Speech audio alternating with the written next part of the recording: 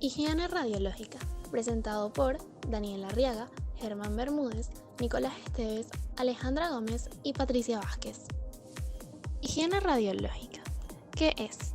La higiene radiológica es parte de la protección radiológica, que por su parte viene a ser la disciplina que estudia los efectos de las dosis producidas por las radiaciones ionizantes y los procedimientos para proteger a los seres vivos de sus efectos nocivos, siendo su objetivo principal los seres humanos.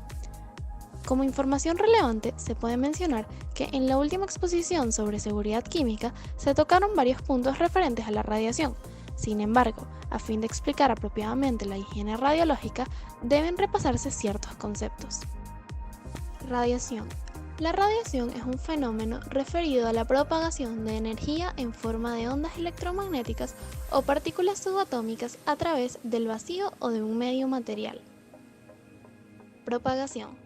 La radiación propagada en forma de ondas electromagnéticas, rayos UV, rayos gamma, rayos X, etc., se llama radiación electromagnética, mientras que la llamada radiación corpuscular es la radiación transmitida en forma de partículas subatómicas, partículas alfa, partículas beta, neutrones, etc., que se mueven a gran velocidad, con apreciable transporte de energía. Procesos de emisión. Existen otros procesos de emisión de energía, como por ejemplo el debido a una lámpara, un calentador, llamado radiador precisamente por radiar calor o radiación infrarroja, o la emisión de radioondas en radiodifusión, que recibe el nombre genérico de radiaciones. Radiación ionizante. Si la radiación transporta energía suficiente como para provocar ionización en el medio que atraviesa, se dice que es una radiación ionizante. En caso contrario, se habla de radiación no ionizante. El carácter ionizante o no ionizante de la radiación es independiente de su naturaleza corpuscular u ondulatoria. Son radiaciones ionizantes los rayos X, rayos gamma, partículas alfa y parte del espectro de la radiación UV, entre otros. Por otro lado, radiaciones como los rayos UV y las ondas de radio, TV o de telefonía móvil son algunos ejemplos de radiaciones no ionizantes. Los procedentes de fuentes de radiaciones ionizantes que se encuentran en la corteza terráquea de forma natural pueden clasificarse como compuestas por partículas alfa, beta, rayos gamma o rayos X. También se pueden producir fotones ionizantes cuando una partícula cargada que posee una energía cinética dada es acelerada, ya sea de forma positiva o negativa, produciendo radiación de frenado o radiación de sincrotón.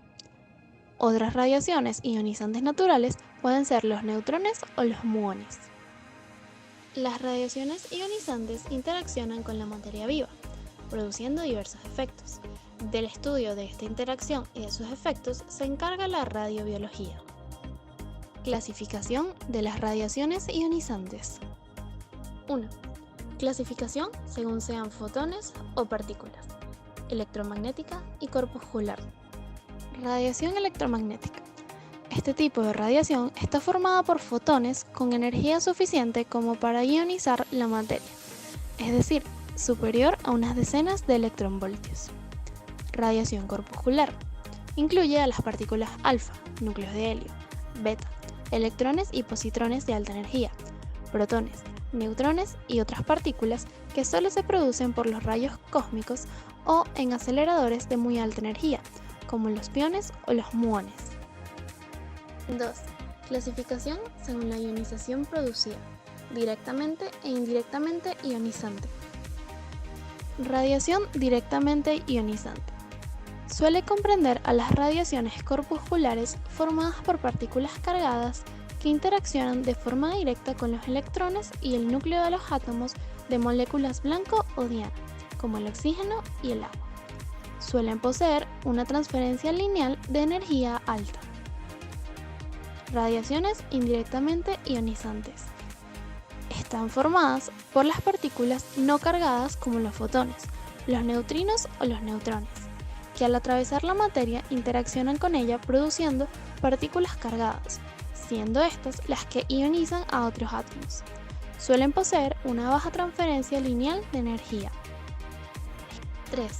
Clasificación según la fuente de la radiación ionizante: naturales y artificiales.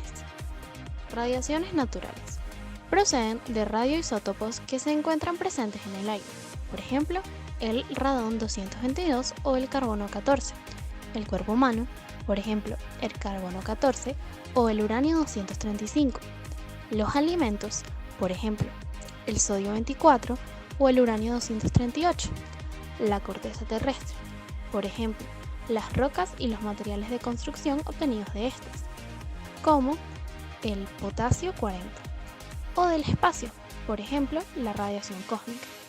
Son radiaciones no producidas por el hombre. Más del 80% de la exposición a radiaciones ionizantes en promedio a la que está expuesta la población proviene de las fuentes naturales. Radiaciones artificiales están producidas mediante ciertos aparatos o métodos desarrollados por el ser humano, como por ejemplo los aparatos utilizados en radiología y algunos empleados en radioterapia, por materiales radioactivos que no existen en la naturaleza, pero que el humano es capaz de sintetizar en reactores nucleares o aceleradores de partículas, o por materiales que existen en la naturaleza, pero que se concentran químicamente para utilizar sus propiedades radioactivas. La naturaleza física de las radiaciones artificiales es idéntica a la de las naturales. Los restos de las explosiones de bombas en la Segunda Guerra Mundial, las pruebas atómicas llevadas a cabo en la atmósfera por las potencias nucleares durante el inicio de la Guerra Fría, o las debidas al accidente de Chernóbil, dan lugar a una presencia ubicua de radioisótopos artificiales procedentes de la fisión, principalmente cesio-137. Los isótopos de semiperíodo más largo serán detectables durante decenas de años en toda la superficie terrestre. Utilidad de las radiaciones ionizantes. Las radiaciones ionizantes tienen aplicaciones muy importantes en ciencias, industrias y medicina. En la industria pueden ser útiles para la producción de energía, la esterilización de alimentos, para conocer la composición interna de diversos materiales y para detectar errores de fabricación y ensamblaje. En el campo de la medicina se usan para realizar una gran variedad de estudios diagnósticos, medicina nuclear y radiología, y tratamientos, medicina nuclear y radioterapia. Interacción de la radiación con la materia. Las partículas cargadas, electrones, positrones, muones, protones, iones u otras, interactúan directamente con la corteza electrónica de los átomos, debido a la fuerza electromagnética. Interacción de los rayos gamma. ¿Cómo interactúan? Los rayos gamma interactúan con los átomos de la materia con tres mecanismos distintos. El primero, absorción fotoeléctrica, la cual es una interacción en la que el fotón gamma incidente desaparece, en su lugar se produce un fotoelectrón de una de las capas electrónicas del material absorbente con una energía cinética procedente de la energía del fotón incidente, menos la energía de ligadura del electrón en su capa original. El segundo, efecto Compton, que es una colisión entre un electrón ligado y un fotón incidente, siendo la división de energía entre ambos dependientes del ángulo de dispersión, y el tercero, producción de pares, que es un proceso que ocurre en el campo de un núcleo del material absorbente y corresponde a la creación de un par electrón-positrón en el punto en que desaparece el fotón gamma incidente. Acción de los neutrones. Los neutrones interactúan con los núcleos de la materia mediante los siguientes efectos. Activación. Interacción completamente inelástica de los neutrones con los núcleos, mediante la cual el neutrón es absorbido, produciendo un isótopo diferente. Fisión. Mediante esta interacción, los neutrones se unen a un núcleo pesado, como lo puede ser el uranio 235, excitándole de forma tal que provoca su inestabilidad y desintegración posterior en dos núcleos más ligeros y otras partículas. Y el último, colisión inelástica. En esta interacción, el neutrón colisiona con el núcleo, cediendo una parte de su energía, con lo que el resultado es un neutrón y un núcleo excitado que normalmente emite radiaciones gamma ionizantes más tarde. Unidades de medida de la radiación ionizante. Los seres humanos no poseen ningún sentido que perciban las radiaciones ionizantes. Existen diversos tipos de instrumentos que pueden captar y medir la cantidad de radiación ionizante que absorbe la materia. Existen varias unidades de medidas de la radiación ionizante, unas tradicionales y otras del Sistema Internacional de Unidades o SI. Las unidades tradicionales son el Röntgen, el rad y el rem. Las unidades del Sistema Internacional, las más utilizadas son el Columbia por kilogramo, el Gray y el Sievert. LED o transferencia lineal de energía. Es una medida que indica la cantidad de energía depositada por la radiación en el medio continuo que es atravesado por ella. Técnicamente se expresa como la energía transferida por unidad de longitud. Nota: biológicamente estas medidas son importantes, ya que diversas radiaciones pueden causar daños a la salud según la intensidad de la radiación o la LED a la que se exponga el cuerpo humano. La LED se relaciona de manera directa con dos propiedades muy importantes en el análisis de las radiaciones: la capacidad de penetración y la cantidad de dosis que depositan. Una de radiación alta LED, ejemplo partículas alfa, depositará toda su energía en una región pequeña del medio, por lo que perderá su energía rápidamente y no podrá atravesar grosores considerables. Unas de radiación baja LED, ejemplo la radiación electromagnética y la radiación gamma, depositará toda su energía lentamente, por lo que antes de haber perdido toda su energía, será capaz de atravesar un gran espesor de material. Radiobiología. Como ya se dijo, la radiobiología es la ciencia que estudia los efectos que se producen en los seres vivos tras la exposición a energías procedentes de las radiaciones ionizantes. Dos grandes razones que han impulsado la investigación de los efectos biológicos de las radiaciones ionizantes sobre la materia viva son la protección radiológica para poder utilizarlas de forma segura en aplicaciones médicas o industriales que las requieran, y la radioterapia, donde las radiaciones ionizantes se utilizan principalmente para el tratamiento de neoplasias, buscando preservar al máximo los órganos en estado crítico. Características biológicas de las radiaciones ionizantes. Aleatoriedad. La interacción de la radiación con las células es una función de probabilidad y tiene lugar al azar. Un fotón o partícula puede alcanzar a una célula o a otra, dañarla o no, y, de dañarla, puede afectarla en el núcleo o en el citoplasma. Rápido depósito de energía. El depósito de energía de la célula ocurre en un tiempo muy corto, en fracciones de millonésimas de segundo. No selectividad. La radiación no muestra predilección por ninguna parte o biomolécula, es decir, la interacción no es selectiva. Inespecificidad lesiva. Las lesiones de las radiaciones ionizantes son siempre inespecíficas, o lo que es lo mismo, esas lesiones pueden ser producidas por otras causas físicas. Latencia. Las alteraciones biológicas en una célula que resultan por la radiación no son inmediatas, tardan tiempo en hacerse visibles. A esto se le llama tiempo de latencia, y puede ser desde unos pocos minutos o muchos años, dependiendo de la dosis y el tiempo de exposición.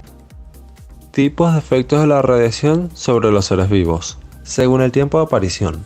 Precoces. Aparecen en minutos u horas después de haberse expuesto a la radiación. Por ejemplo, eritema cutáneo, náuseas. Tardíos. Aparecen meses o años después de la exposición.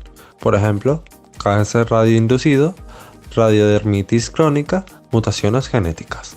Desde el punto de vista biológico, efectos somáticos. Solo se manifiestan en el individuo que ha sido sometido a la exposición de radiación ionizante, por ejemplo, el eritema. Efectos hereditarios. No se manifiestan en el individuo que ha sido sometido a la radiación, sino a la descendencia, ya que se lesionan las células germinales del individuo expuesto. Dependientes de la dosis. Efectos estocásticos. Son efectos absolutamente aleatorios, probabilísticos, pudiendo aparecer tras la exposición de una pequeña dosis de radiación ionizante. No necesitan una dosis umbral determinada para producirse. Efectos no estocásticos. Se necesita una dosis umbral para producirlos, por debajo de la cual la probabilidad de aparición de los mismos es muy baja. Etapas de la acción biológica en la radiación. Etapa física. Es una respuesta inmediata que ocurre entre billonésimas y millonésimas de segundo. En esta etapa se produce la interacción de los electrones corticales con los fotones o partículas que constituyen el haz de radiación.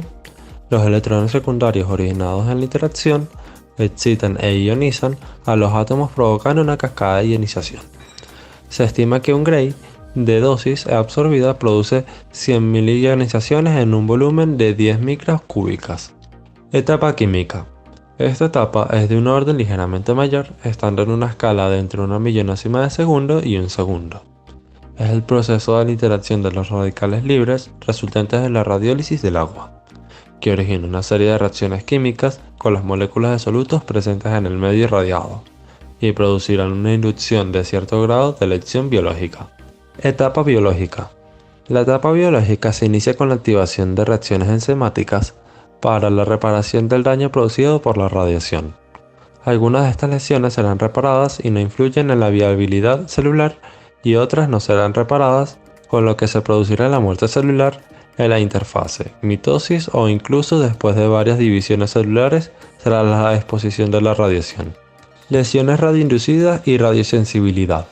Lesiones. Las iteraciones de la radiación ionizante pueden traducirse en la alteración de la bioquímica celular, cadenas de hidratos de carbono, cambios estructurales en las proteínas, modificación en la actividad enzimática que a su vez repercute en la alteración de la membrana celular, las mitocondrias y además organelos de la célula.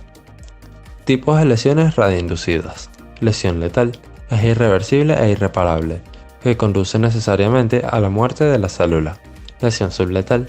En circunstancias normales puede ser reparada en las horas siguientes a la irradiación, salvo que la inducción de las nuevas lesiones subletales por sucesivas fracciones de la dosis determine la letalidad. Lesión potencialmente letal. Es una lesión particular que está influida por las condiciones ambientales del tejido irradiado durante y después de la irradiación. Lesiones radioinducidas en la molécula de ADN, electromagnética y corpuscular. El daño producido en el ADN por las radiaciones ionizantes es crítico para la muerte celular radioinducida. Existen múltiples pruebas que demuestran esta hipótesis, como son: la dosis requerida para producir muerte celular es mucho mayor para el citoplasma que para el núcleo celular donde se encuentra el ADN. El I125 y H3 incorporado al ADN producen muerte celular.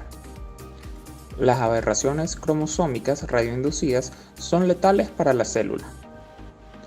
Las bases nitrogenadas alteradas producen radiosensibilización, como el 5-fluoracilo. Las células con más cromosomas, es decir, con más cantidad de ADN, son las más radioresistentes.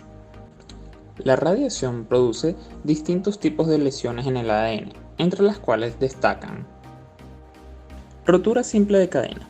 Se produce en el enlace fosfodiéster entre el fosfato y la desoxirribosa, o más frecuentemente entre la base nitrogenada y la pentosa. Es la lesión más abundante tras la radiación, produciéndose entre 500 y 1000 roturas simples de cadena por Gray. Ocurre 3 a 4 veces más frecuente en las células humanas bien oxigenadas que en las hipóxicas, y se puede originar en una sola hebra o en las dos del ADN.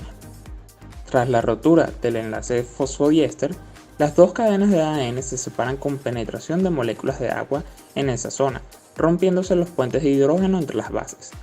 A la rotura simple de cadena también se le llama lesión subletal, porque no existe relación alguna con la muerte celular. Rotura doble de cadena.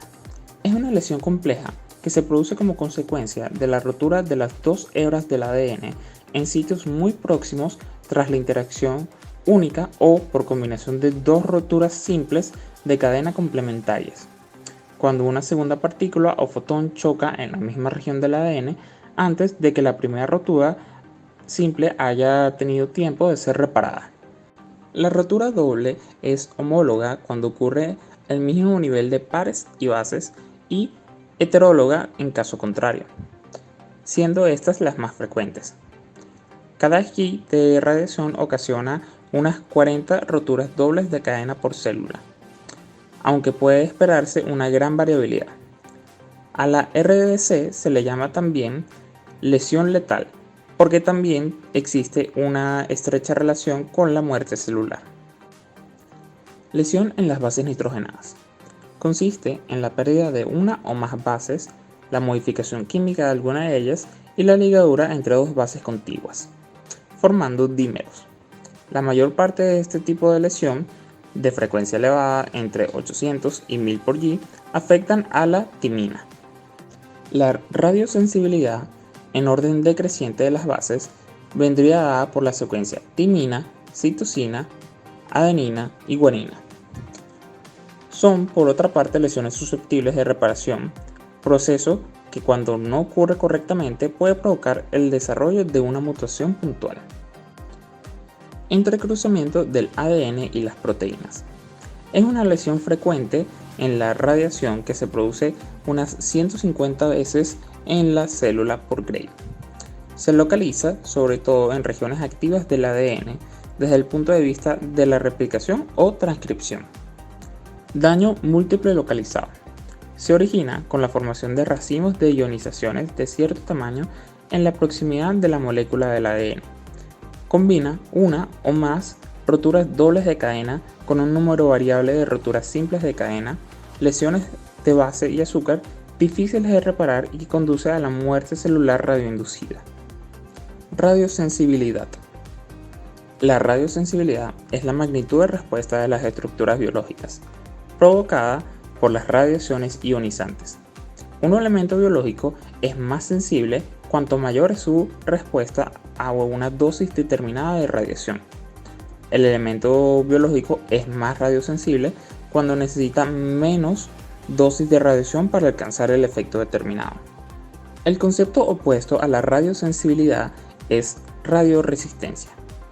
No existe célula ni tejido normal o patológico radioresistente de forma absoluta, pues si se aumenta ilimitadamente la dosis, siempre se puede alcanzar su destrucción. Administrando dosis mínimas en órganos o tejidos, se observan diferentes grados de alteraciones morfológicas o funcionales, según las líneas celulares que se trate. Escala de radiosensibilidad. Las células presentan diferentes grados de sensibilidad a la radiación según la estirpe o línea celular. Tomando como punto de referencia la muerte celular, pueden clasificarse en 5 grupos de mayor a menor sensibilidad.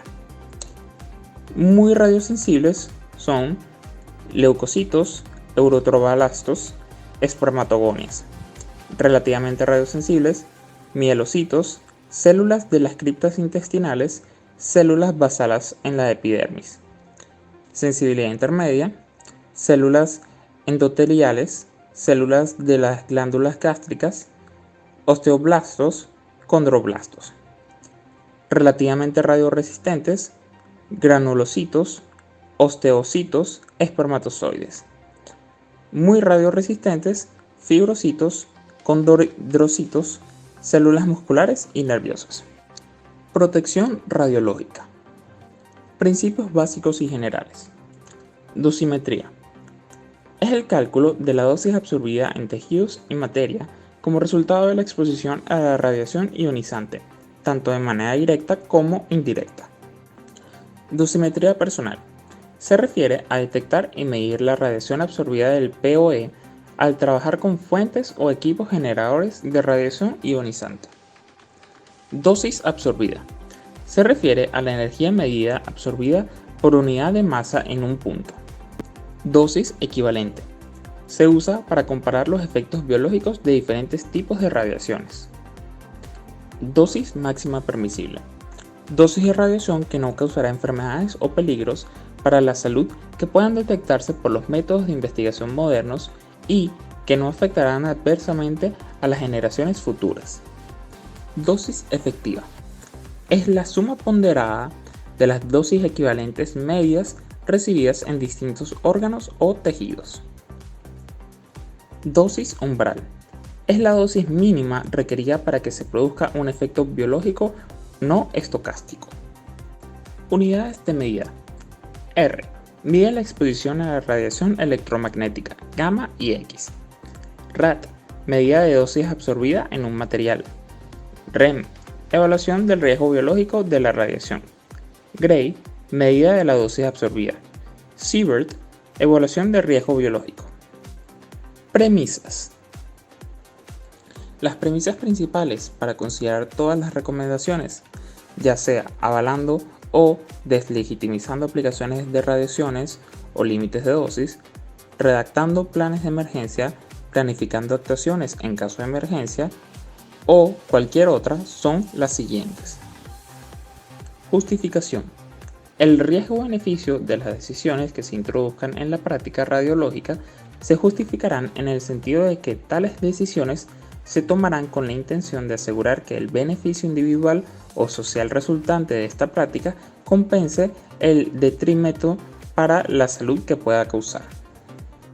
Las decisiones que introduzcan o alteren una vía de exposición para situaciones de exposición existentes y de emergencias se justificarán en el sentido de que deberán ser más beneficiosas que perjudiciales. Optimización. La aplicación de cualquier radiación ionizante o planificación que se realice referente a la protección radiológica de personas sometidas a la exposición poblacional u ocupacional se optimizará con el objetivo de mantener la magnitud de las dosis individuales, la probabilidad de la exposición y el número de las personas expuestas lo más bajo que sea razonablemente posible, teniendo en cuenta el estado actual de los conocimientos técnicos y factores económicos y sociales. Esto, en un contexto médico, debe hacerse sin alterar la calidad de imagen que permita un correcto diagnóstico.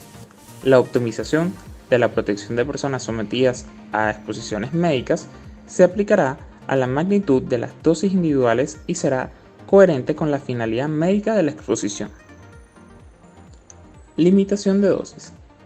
La exposición de los individuos debe estar sujeta a límites de dosis, criterio de riesgos aceptables. Los límites permiten evitar la ocurrencia de efectos determinísticos y disminuir la probabilidad de efectos estocásticos. Exposición. Se le llama exposición al hecho que una persona esté sometida a la acción y los efectos de las radiaciones ionizantes. Aquella puede ser externa. Exposición del organismo a fuentes exteriores a él. Interna. Exposición del organismo a fuentes interiores a él. Total. Suma de las exposiciones externas e internas. Continua. Exposición externa, prolongada o exposición interna por incorporación permanente de radionucleidos cuyo nivel puede variar con el tiempo. Única. Externa o interna por corta duración de tiempo. Global. Irradiación de cuerpo entero de manera homogénea. Parcial. Exposición sobre uno o varios órganos o tejidos sobre una parte del organismo o sobre el cuerpo entero. A continuación, se va a hablar acerca de los tres tipos de exposición existentes, los cuales son exposición médica, la cual es la exposición de personas como parte de su diagnóstico o tratamiento médico. Exposición ocupacional, la cual es debido al trabajo y principalmente como resultado de él.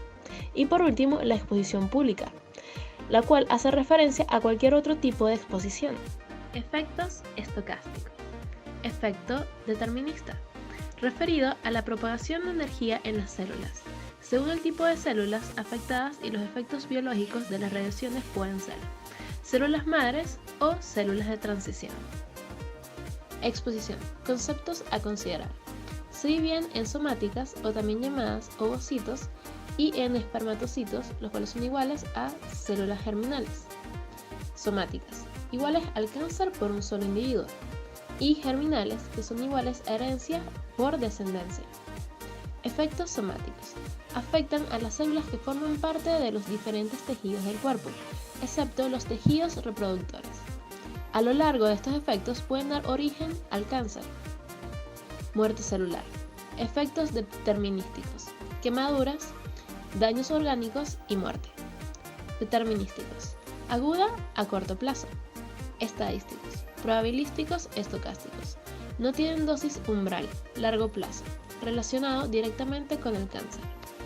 Ahora hablaremos sobre la señalización, la cual se usa solo cuando exista motivo de riesgo biológico. Uso de trisector. Clasificación de zonas. Zona de libre acceso.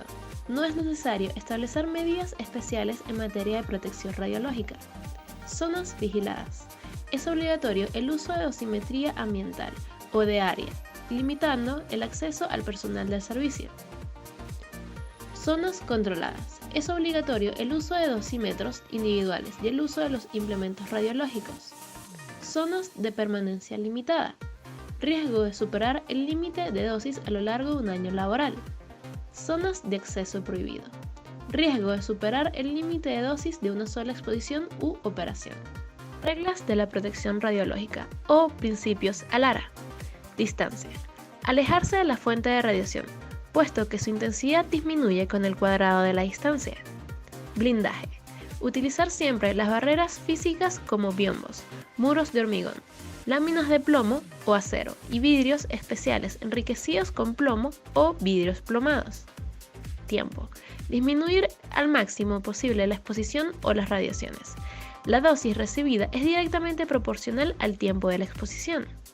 Es interesante de notar que este tipo de medidas también se comparan con facilidad a las medidas recomendadas actualmente debido a la pandemia de COVID-19 en 2020, ya que se busca mantener un distanciamiento social para alejarse de la fuente de infección, blindaje en forma de mascarillas y guantes, y la reducción del tiempo de exposición manteniéndose en cuarentena y alejados de la zona de riesgo.